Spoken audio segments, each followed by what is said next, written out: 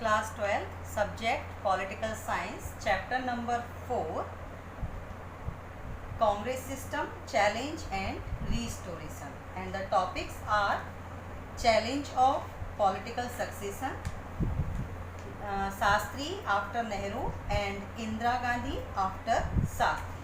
So firstly we will start from the first topic, that is Challenge of Political Succession. बेटा 1964 में नेहरू जी की death हो गई। काफ़ी समय से वो बीमार चल रहे थे, लेकिन उनकी डेथ के बाद चारों तरफ क्वेश्चंस या प्रॉब्लम्स क्रिएट होना शुरू हो गए। सबसे पहला क्वेश्चन, डाउट या प्रॉब्लम यही थी कि who was the political successor of Pandit Jawaharlal Nehru. Nehru का जो राजनीतिक उत्तराधिकारी है वो कौन होगा। इंडिया में ही नहीं, इंडिया से बाहर भी बहुत सारे लोगों को ये डाउट था कि नेहरू की डेथ के बाद अब इंडिया में डेमोक्रेसी कंटिन्यू होगा या नहीं होगा। सेकंड, अगर डेमोक्रेसी कंटिन्यू नहीं हुआ तो उसकी जगह मिलिट्री कब आएगा या नहीं आएगा। तीसरा, अगर इंडिया में मिलिट्री कप आ गया और उसके बाद इंडिया की कमान किसी ने संभाली तो क्या वो मिलिट्री कप को इंडिया से या रूलिंग से हटा पाएगा या नहीं हटा पाएगा।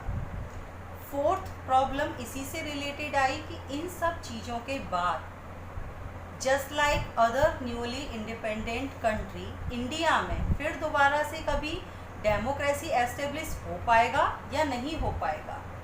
इसके अलावा इंडिपेंडेंट टाइम से ही इंडिया के सामने economical problem, poverty problem, communal problem चली आ रही थी, जिनको नेहरू के टाइम पे भी हम सॉर्ट आउट नहीं कर पाए थे।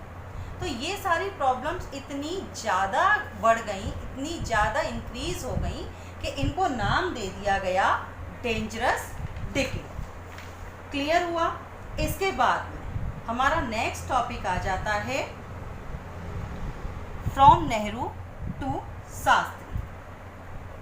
नेहरू के पॉलिटिकल सक्सेशन की जो प्रॉब्लम हमारे सामने क्रिएट हो रही थी, उसको इंडिया ने इतनी जल्दी सॉर्ट आउट कर लिया कि जितने भी क्रिटिसाइजर्स थे वो सब शट डाउन हो गए, सब शांत हो गए, किसी के पास अब कोई भी आर्गुमेंट नहीं था।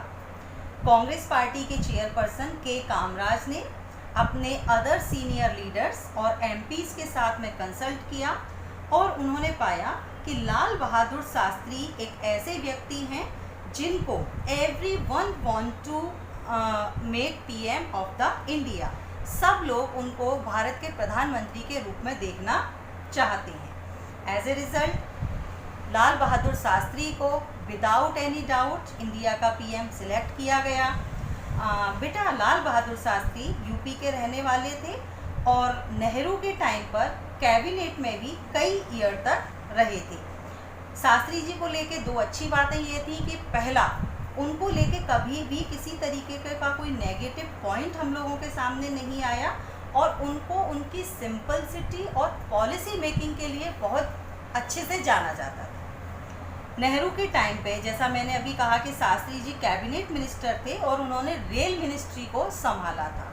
वो इतने ज़्यादा ऑनेस्ट थे कि एक बार एक रेल दुर्घटना होने पर उसकी रिस्पॉन्सिबिलिटी शास्त्री जी ने अपने सर पे ली, अपने ऊपर ली और अपने डेजिग्नेशन से रिज़ाइन कर दिया था। लेकिन अनफॉर्चुनेटली शास्त्री जी बहुत कम दिन तक ही इंडिया के पीएम रह पाए, 1964 से लेके 1966 तक। और during this period he faced two main challenges in which first was, जिसमें से पहला था इंडिया की इकोनॉमिकल कंडीशन बहुत ख़राब थी, उसको रिकवर करना था। फूड क्राइसिस बहुत ज़्यादा थी, मॉनसून फेल हो गया था, all over country drought spread हो गया था। और जो सेकंड चैलेंज शास्त्री जी ने फेस किया दैट वाज 1965 का वॉर, जो इंडिया और पाकिस्तान के बीच में हुआ था।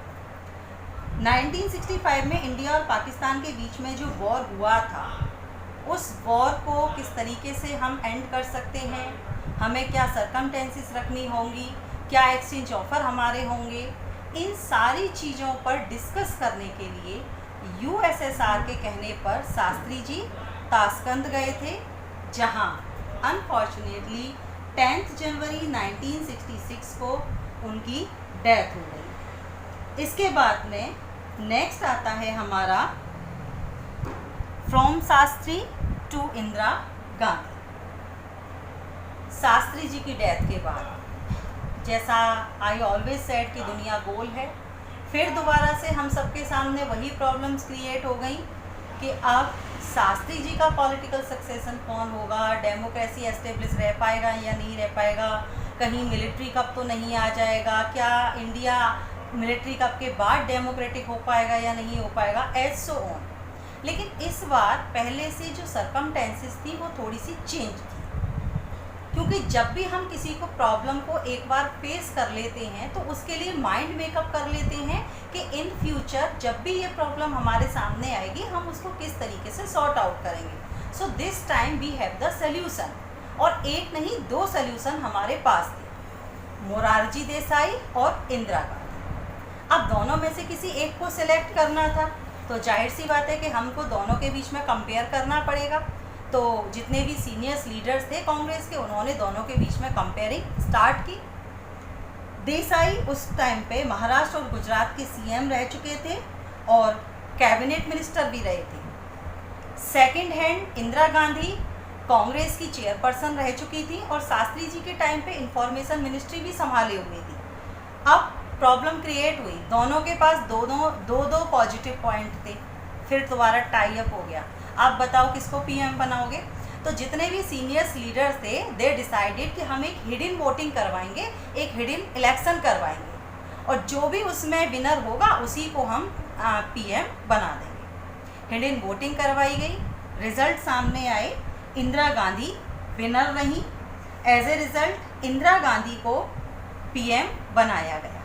अब कभी कभी बच्चों के ब्रेन में क्वेश्चन आ जाता है कि वाई इंदिरा गांधी, जब दोनों के पास दो पॉजिटिव पॉइंट थे तो मोरारजी देसाई भी तो विनर हो सकते थे, लेकिन ऐसा नहीं हुआ। So what was the cause for that? Main reason यही था कि 1967 में 66 में इंदिरा गांधी को पीएम बनाया गया है और 67 में हमारे यहाँ 4th जनरल इलेक्शन होने थे लोकसभा के लिए। तो जितने भी सीनियर्स लीडर्स थे कांग्रेस के, उनका मानना ये था कि in the comparing of the Morarji Desai, Indira Gandhi have low political experience. तो ये जो होगा उन सीनियर्स लीडर के लिए बहुत प्रॉफिटेबल हो जाएगा, क्योंकि 1967 के इलेक्शन में इंदिरा गांधी को सपोर्ट चाहिए होगा और वो टोटली डिपेंड हो जाएंगी सीनियर्स लीडर के ऊपर। इनडायरेक्टली अब इंडिया को रूल कौन करेगा? Seniors leader of the Congress party, ना कि इंदिरा गांधी। इंदिरा गांधी तो नॉमिनल पीएम बन के रह जाएंगी, ठीक है। जैसा अभी आप लोगों ने देखा होगा जब मनमोहन सिंह को प्रधानमंत्री बना दिया गया था, केवल नॉमिनल थी। डिसीजन मेकर उस टाइम पे सोनिया गांधी थी, राहुल जी थे, प्रियंका जी थी, लेकिन पीएम कौन थे?